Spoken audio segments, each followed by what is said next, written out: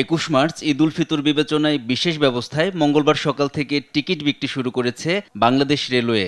যাত্রীদের ভোগান্তি কমাতে এবারও শতভাগ টিকিট বিক্রি হচ্ছে অনলাইনে। পশ্চিমাঞ্চলগামী আন্তনগর ট্রেনের টিকিট বিক্রি শুরু হয় সকাল 8টা থেকে। প্রথম ঘন্টায় বিক্রি হয়ে যায় 11,000 টিকিট, আর পূর্বাঞ্চলগামী ট্রেনের টিকিট বিক্রি দুপুর থেকে। অনলাইনের পাশাপাশি ঈদযাত্রার দিন কাউন্টারে রাখা হয়েছে 25% স্ট্যান্ডিং টিকিট। এতে শেষ মুহূর্তে কিছুটা স্বস্তি পাবেন বলে আশা করছে যাত্রীরা। অনলাইন করার সুবিধা হচ্ছে আপনার যে যার মধ্যে ইচ্ছা মতো কাটতে পারে, এখানে দুর্নীতির সুযোগ নাই। দেখা যাচ্ছে কাউন্টারে যদি টিকিট নেই, দেখা গেছে যে নিজেরা কাটে রাখবো।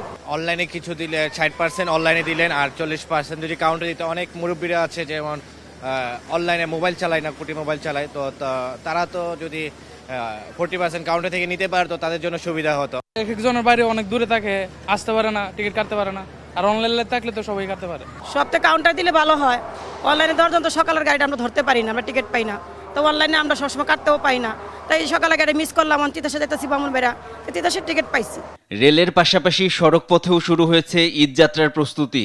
রাজধানীর গাবতলী, কল্যাণপুর ও সায়েদাবাদ বাস টার্মিনাল সহ অন্যান্য টার্মিনাল থেকে মঙ্গলবার সকালেই বিক্রি শুরু হয় অগ্রিম বাস টিকিট।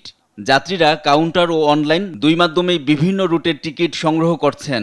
এখন পর্যন্ত যাত্রীর ওরকম চাপ পড়ে না, যেহেতু আমরা এখনো টিকিট ছাড়তেছি না। যদি বিকালে আসে যাত্রীর চাপ, তাহলে আমরা ছাড়বো। এখন আমাদের অ্যাপ্লিকেশন আসে নাই। টিকিট সংগ্রহ থেকে শুরু করে গন্তব্যে পৌঁছানো পর্যন্ত পুরো যাত্রা হোক স্বস্তিদায়ক ও নিরাপদ, এমনটাই প্রত্যাশা যাত্রীদের। NI নাহিদ, দেশ টিভি, ঢাকা।